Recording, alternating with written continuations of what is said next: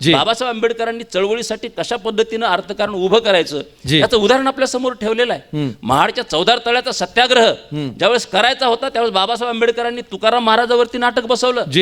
त्याच्यातून काय काय साध्य केलं, संत चळवळ लोकांना काय सांगितली, संत चळवळीशी निगडीत जे सामान्य लोक होते परिसरातले ते स्वतःशी जोडून घेतले स्वतःच्या आंदोलनाला बाबासाहेब आंबेडकरांनी. आज बौद्ध धम्मामध्ये देखील हे चाललेलं आहे. भंते लोकांनी शेवटच्या माणसापर्यंत जाऊन प्रबोधन करण्याची गरज आहे. लातूरच्या झोपडपट्टीमध्ये जाऊन प्रबोधन करण्याची गरज आहे. तांड्यावरती, वाडीवरती, फाटक्या माणसाजवळ जाऊन. पण दुर्दैवानं आमचे धम्मगुरू, सगळेच नाही पण बहुतांश धम्मगुरू हे आमच्या राखीव मतदारसंघातून निवडून आलेले आमचे जे मुखवटे आहेत त्यांच्या भोवताली पिंगा घालतात.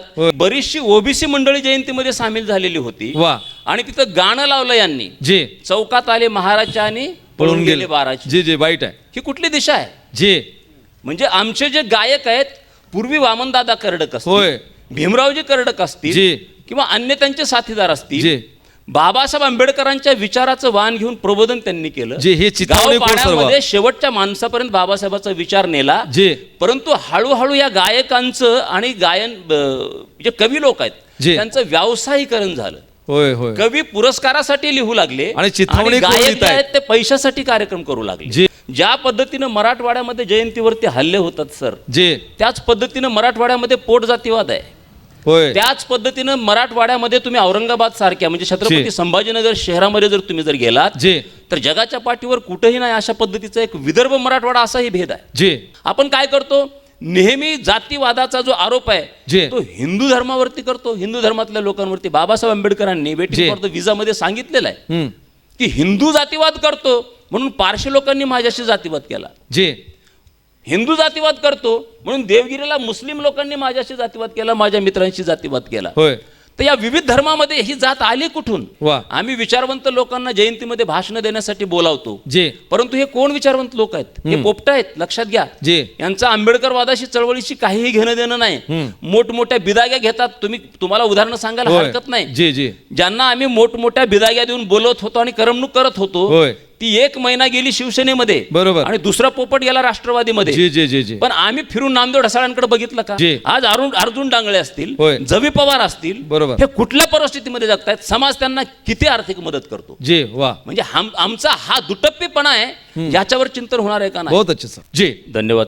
मी पहिल्यांदा संयोजक आणि लॉर्ड बुद्धा चॅनलचा आभार व्यक्त करतो. धन्यवाद. Thank you sir. मी जास्तीत जास्त विषयाशी स्टिकअप राहण्याचा प्रयत्न करणार आहे. विषय जो आहे तो जयंतीचा अर्थ काय? बिलकुल. उत्सव की संघर्ष? आपण 2 बाजू इथं विषयामध्ये दाखवलेल्या आहेत. मी तर असं म्हणेन की जयंतीचे अनेक पैलू आहेत, अनेक अर्थ आहेत, अनेक बाजू आहेत जयंती. जसा संघर्ष आहे, जसा उत्सव आहे, तसा जयंतीचा प्रसंग किंवा ती जी घटिका आहे ती आत्मचिंतन करायला लावणारी घटिका आहे.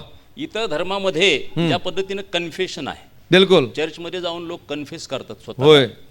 आपण निरीश्वरवादी असल्यामुळं काही आपल्याकडे व्यवस्था नाही. जी भीती नावाची गोष्ट नाहीये. आणि मग आपल्याला जर आत्मचिंतन जर करायचं असेल, आपण कुठपर्यंत वाटचाल चालत आलो, पुढे आपल्याला काय करायचंय, आपली दिशा काय असणार आहे, व्यक्तिगत पातळीवरती, कौटुंबिक पातळीवरती, सामाजिक पातळीवरती आत्मचिंतन, सिंहावलोकन, संघर्ष आणि उत्सव, ह्या सगळ्या दृष्टीने जयंती महत्वाची आहे. हा उत्सव आहे तर कशाचा आहे? बाबासाहेब आंबेडकरांच्या विचाराचा उत्सव आहे. बिलकुल. संघर्ष आहे तर कशाचा आहे? बाबासाहेब आंबेडकरांनी जो सनातन संघर्ष सांगितलेला आहे, क्रांतिवादी विचार आणि प्रतिक्रांतिवादी विचार, बिलकुल, असा तो संघर्ष आहे. आणि या अर्थानं आपण जयंतीकडे बघितलं पाहिजे की बाबासाहेब आंबेडकरांनी काय केलं की एक नवी व्यवस्था भारतीय संविधानाच्या माध्यमातून आपल्याला दिलेली आहे. बिलकुल. परंतु बाबासाहेब आंबेडकरांचं काम फत्ते झालं नाही किंवा बाबासाहेब आंबेडकरांच्या अनुयायाचं काम फत्ते झालं नाही. कारण प्रतिक्रांती ही चोर पावलानं प्रचलित असते, त्याविषयी आपण सावध असलं पाहिजे. म्हणून हा सनातन संघर्ष चालत राहणार आहे.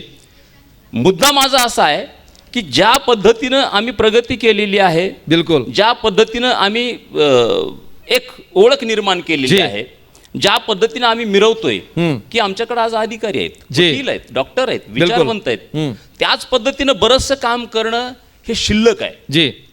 आता इथं आपण ज्या वेळेस दोषावर बोट ठेवतो तर मला असं वाटतं की त्याची सुरुवात आपण आपल्यापासूनच केली पाहिजे. बिलकुल.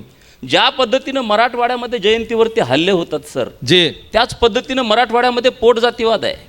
होय. त्याच पद्धतीनं मराठवाड्यामध्ये तुम्ही औरंगाबाद सारख्या म्हणजे छत्रपती संभाजीनगर शहरामध्ये जर तुम्ही जर गेलात जे तर जगाच्या पाठीवर कुठेही नाही अशा पद्धतीचा एक विदर्भ मराठवाडा असाही भेद आहे. जे यावरती आम्ही किती काम केलेलं आहे हे महत्वाचं आहे. खूप महत्वाचं. मी वा. चळवळीमध्ये ग्राउंडला काम करणारा माणूस आहे. म्हणजे आम्ही त्याच्यामुळे अजूनही एकरूप नाहीये, एक संघ नाही, एक नाही येत विचारधारा आमच्यामध्ये नाहीये. आम्हीच जर आम्हाला कोसत असू तर बाहेर फक्त बाबासाहेबाला बाप म्हणतोय, बाप पण म्हणतोय. लेकरांमध्ये हे डिवायडेशन आहे. डिवायडेशन आहे. जे. दुसरा महत्वाचा मुद्दा की त्यांची जी चंगळवादी जी संस्कृती आहे जे. त्याला आम्ही बळी पडतोय. जे. लक्षात घ्या. तुम्ही आरीचं उदाहरण सांगितलं. होय. मी अहमदपूरचं उदाहरण सांगतो. जे अहमदपूर माझा तालुका आहे. होय. तिथं एक गाव आहे. त्याही गावामध्ये एक अॅट्रॉसिटी झाली. जे त्याचं कारण असं होतं की बरीचशी ओबीसी मंडळी जयंतीमध्ये सामील झालेली होती. वा. आणि तिथं गाणं लावलं यांनी, जे चौकात आले महाराजच्या आणि पळून गेले बाराचे. जे जे वाईट आहे. ही कुठली दिशा आहे? जे म्हणजे आमचे जे गायक आहेत पूर्वी वामनदादा कर्डक होय. असतील, भीमरावजी कर्डक असतील जे.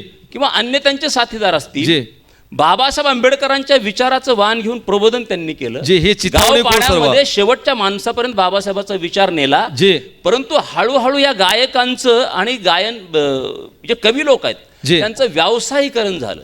होय होय. कवी पुरस्कारासाठी लिहू लागले आणि चिथावणी करून गायक लिहित जे आहेत. आहेत ते पैशासाठी कार्यक्रम करू लागले. जे आणि मग ज्याला आपण रुची म्हणतो, जी की अतिशय बिभत्स स्वरूपाची रुची होय होय होय असते, होय.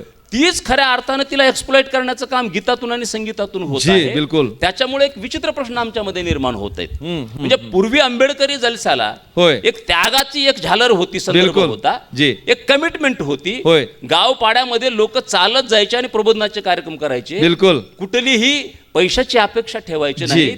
हे आज राहिलेलं नाही. होय. हा महत्वाचा मुद्दा आहे. बिलकुल. दुसरा महत्वाचा मुद्दा मी राजकीय चळवळीमध्ये देखील आहे की पूर्वी परिस्थिती कशी होती, बहिष्कार जे असायचे पॅन्थरच्या पूर्वी आणि पॅन्थरच्या काळामध्ये, जे संपूर्ण गाव हा तिथल्या दलितांवरती बहिष्कार टाकायचा. बरं. मला असं वाटतं की आज एवढं म्हणजे एक असं एवढं क्रूर चित्र आज दिसत नाहीये. जी. आज काही माणसं आहेत होय. आणि राजकीय अंगाने हे सगळं चाललेलं आहे. कुणीतरी त्याच्या उदाहरणार्थ पाठीमागे तुम्हाला सांगतो जे की महाराष्ट्रामध्ये स्वतंत्र राजकीय चळवळ आणि राजकारण उभा करण्याचा प्रयत्न बहुजनवादाखाली दोन राजकारण्यांनी, मोठ्या राजकारण्यांनी केला. जे.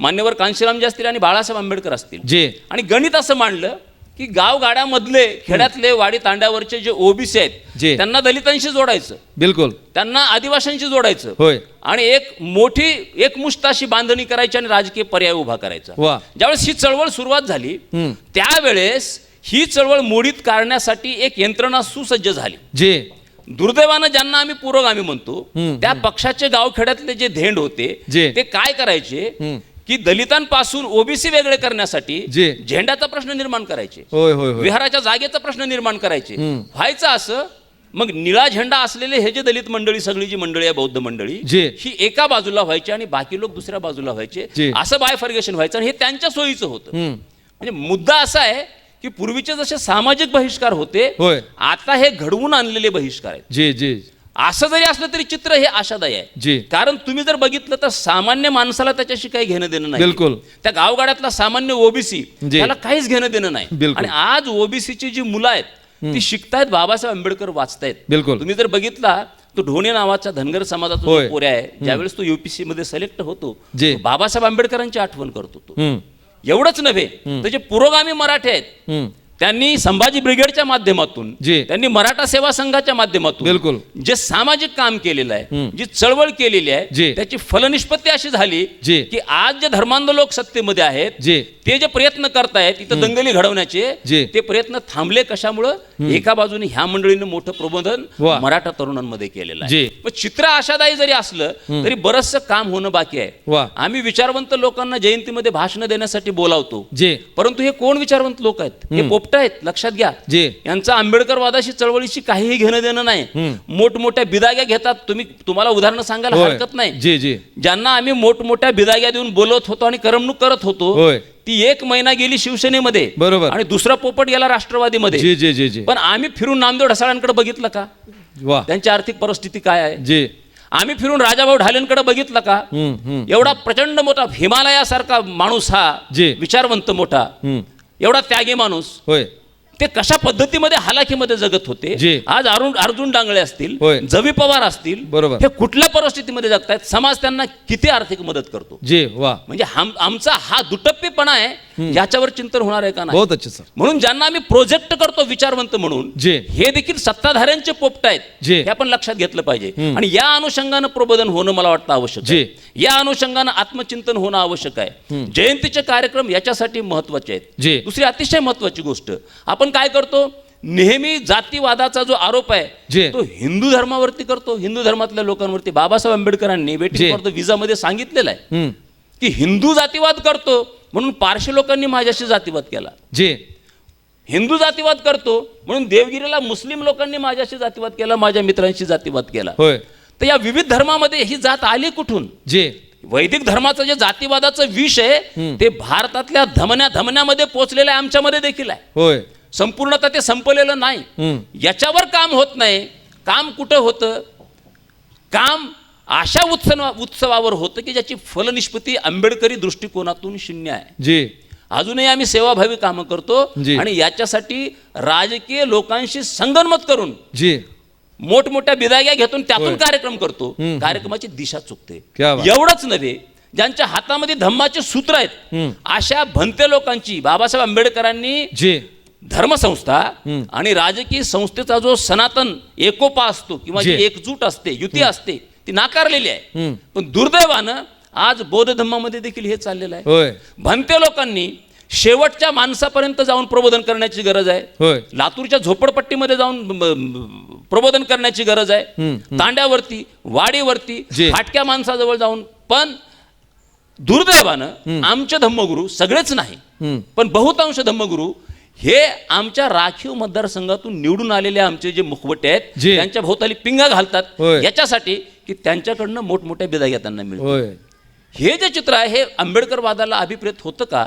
जी. बाबासाहेब आंबेडकरांनी चळवळीसाठी कशा पद्धतीनं अर्थकारण उभं करायचं जी. याचं उदाहरण आपल्या समोर ठेवलेलं आहे. महाडच्या 14 तळ्याचा सत्याग्रह ज्यावेळेस करायचा होता त्यावेळेस बाबासाहेब आंबेडकरांनी तुकाराम महाराजावरती नाटक बसवलं. जी. त्याच्यातून काय काय साध्य केलं? होय. संत चळवळ लोकांना काय सांगितली? जी. संत चळवळीशी निगडीत जे सामान्य लोक होते परिसरातले ते स्वतःशी जोडून घेतले स्वतःच्या जी. आंदोलनाला बाबासाहेब आंबेडकरांनी. एवढंच नव्हे तर महाडच्या भोवताली जी 40 गावं होती जी. त्या 40 गावातून बाबासाहेब आंबेडकरांनी वर्गणी उभा केली. जी. परिणाम असा झाला की त्या 40 गावच्या लोकांना असं वाटलं की हा आमचा कार्यक्रम आहे, वा. हे आमचं आंदोलन आहे. वा. लोक जोडले गेले, एक आस्था निर्माण झाली आणि महाडचं आंदोलन हे यशस्वी झालं. ही आमची संस्कृती आहे. जी. मग जयंतीकडे आम्ही जर बघितलं तर असं आपल्याला दिसतं का? पूर्वी कसं असायचं की प्रत्येक घरात आम्ही जायचो, जी. प्रत्येक माणसापर्यंत आम्ही जायचो बरोबर. आणि प्रत्येकाकडनं पै गोळा करायचो होय. आणि म्हणून त्या कार्यक्रमाविषयी आस्था असायची. जी.